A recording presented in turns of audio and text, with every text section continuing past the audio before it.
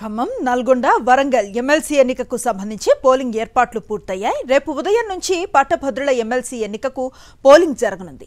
మొత్తం 52 మంది అభ్యర్థులు బరిలో ఉన్నారు. సాధారణ ఎన్నికలను తలపించేలా ఎమ్మెల్సీ ఎన్నిక ప్రచారం సాగింది.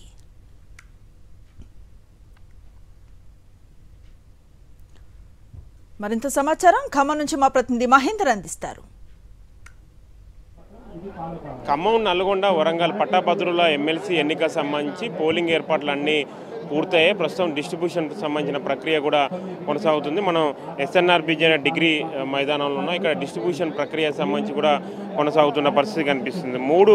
సంబంధించిన మూడు పార్టీలు కూడా ఈసారి ఈ ఎమ్మెల్సీ ఎన్నిక సంబంధించి కూడా ప్రతిష్టాత్మకంగా తీసుకున్నాయి. ఇటు బీఆర్ఎస్ పార్టీ నుంచి కూడా రాకేష్ రెడ్డి బరిలో ఉన్నాడు. కాంగ్రెస్ పార్టీ నుంచి కూడా తీన్మార్ మల్లన్న బరిలో ఉన్నాడు. ఇటు బీజేపీ నుంచి కూడా ప్రేమేందర్ రెడ్డి కూడా బరిలో ఉన్నారు. ముగ్గురు అభ్యర్థుల సంబంధించి కూడా ఆయా పార్టీల కీలక నేతలు కూడా ప్రచారం నిర్వహించారు.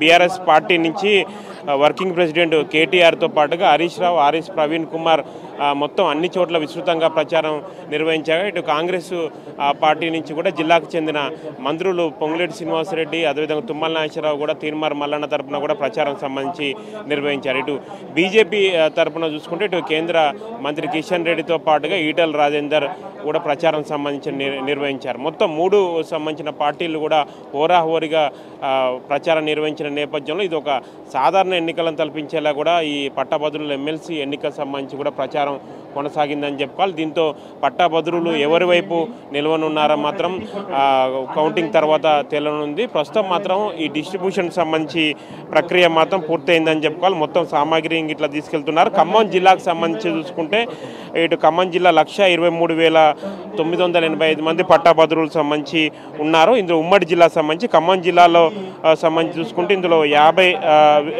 50,000 మంది పురుషులు సంబంధించి ఉంటాయి. ఇటు మహిళలు కూడా 33,000 మంది సంబంధించి ఉన్నారు. ఇటు భద్రాద్రి కొత్తగూడెం జిల్లాకు సంబంధించి చూసుకుంటే ఇక్కడ 22,000 మంది పురుషులు సంబంధించి ఉండగా మహిళలు 17,000 మంది సంబంధించి ఉన్నారు. మొత్తం పోలింగ్ కేంద్రాలు చూసుకుంటే 180 పోలింగ్ కేంద్రాలు కూడా 2 ఉమ్మడి జిల్లా సంబంధించి నిర్వహించారు. 3 ఉమ్మడి జిల్లా సంబంధించి చూసుకుంటే మొత్తం 34 అసెంబ్లీ సెగ్మెంట్స్ సంబంధించి కూడా ఉన్నాయి. ఈ 34 అసెంబ్లీ సెగ్మెంట్స్ సంబంధించి కూడా ఇందులో దాదాపుగా మెజార్టీ సంబంధించిన సెగ్మెంట్స్ కూడా కాంగ్రెస్ పార్టీ అభ్యర్థులు గెలవడంతో కూడా ఎమ్మెల్సీ సంబంధించి ఎన్నిక కూడా తమకే అనుకూలంగా ఉంటుందని కూడా ఇటు కాంగ్రెస్ పార్టీ ధీమా వ్యక్తం చేస్తుంది. అటు బీఆర్ఎస్ పార్టీ కూడా ఖచ్చితంగా పట్టభద్రులు తమ వైపే ఉంటారు, ఖచ్చితంగా తమ వైపే మొగ్గు చూపుతారని కూడా అటు బీఆర్ఎస్ పార్టీకి సంబంధించి కూడా ధీమా చెప్తుంది. ఇటు బీజేపీ కూడా సైలెంట్గా వాళ్ళు కూడా ప్రచారం సంబంధించి నిర్వహించారు. తాము కూడా ఖచ్చితంగా రేసులో ఉంటాం, తమే గెలుస్తామని కూడా ఇటు బీజేపీ సంబంధించి వాళ్ళు కూడా ధీమా వ్యక్తం చేస్తున్న పరిస్థితి కనిపిస్తుంది.